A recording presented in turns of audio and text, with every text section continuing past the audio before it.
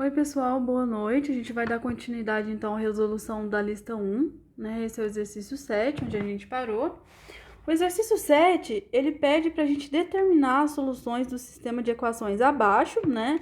Ele dá esse sistema, que ele é formado por essas equações: x ao cubo mais ax ao quadrado mais bx igual a zero e a mais b igual a 9.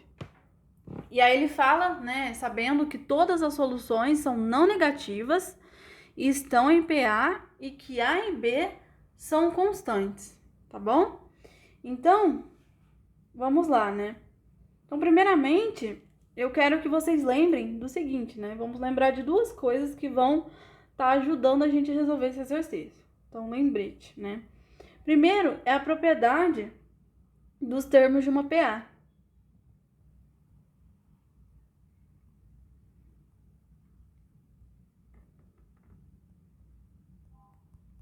Ou seja, né, quando eu tenho, né, três termos consecutivos de uma PA, então o segundo termo vai ser igual ao primeiro mais o terceiro termo dividido por 2. Então vamos escrever isso. Então sejam A, B e C três termos consecutivos de uma PA.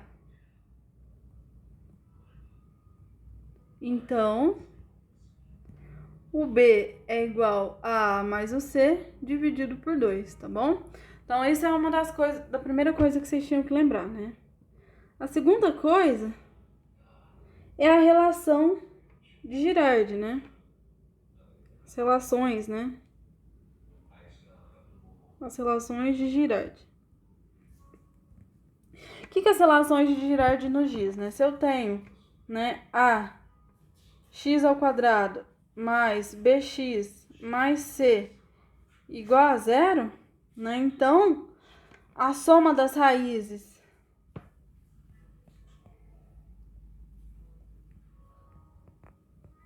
vai ser igual a menos o b dividido pelo a, e o produto das raízes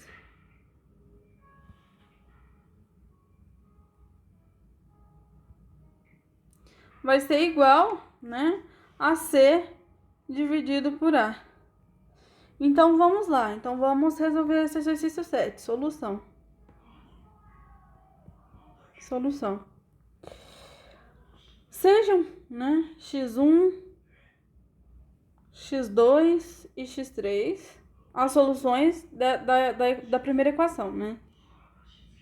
As soluções da equação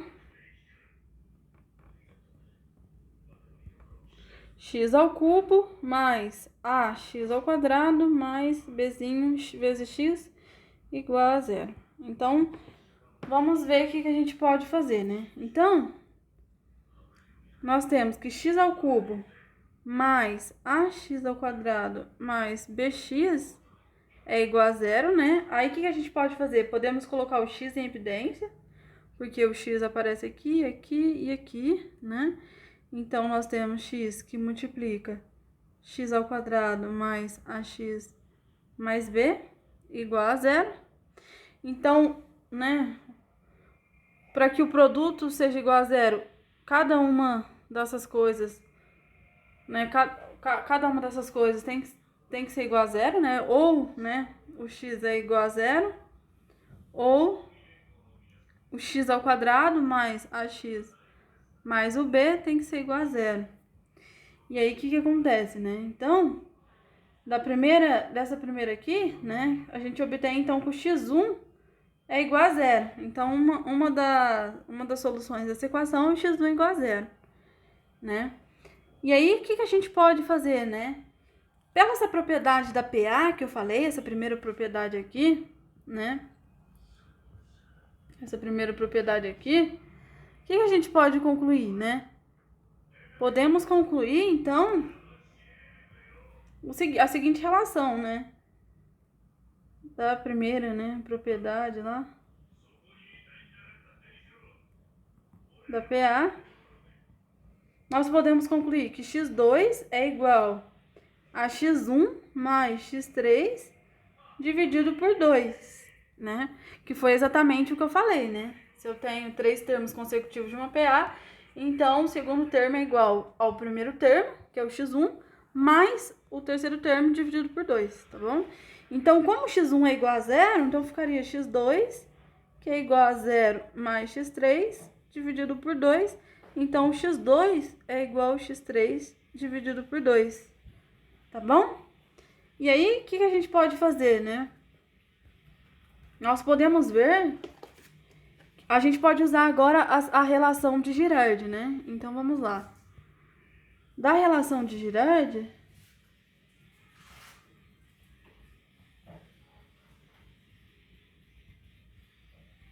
O que nós temos, né? Da relação de Girard, nós temos que x ao quadrado mais x ao cubo é igual a menos a dividido por 1, né? Porque a gente vai olhar para essa segunda equação, né? Eu não comentei, mas nós estamos olhando para essa segunda parte aqui, né? X ao quadrado, né? Mais ax mais b igual a 0. Então, o que a gente obtém? Então, que a soma dessas duas raízes vai ser igual a menos o a dividido por 1, né? Porque nós temos aqui, né, que é menos o termo b aqui dividido pelo a. Então, fica menos esse termo aqui, né, dividido pelo a, que é 1, tá bom? Então, disso nós concluímos, então. Então, a gente substitui o x2, né, que a gente viu aqui, que é x3 dividido por 2, nós substituímos aqui. Então, temos que x2, né, é igual, né, ao x3 dividido por 2 mais x3, que é igual a menos a. Então, nós temos, né, se a gente somar meio com 1, nós vamos ter 3 sobre 2 x3, que é igual a menos a. Então, menos 3x3 dividido por 2 é igual a A. Então, nós temos essa relação, né?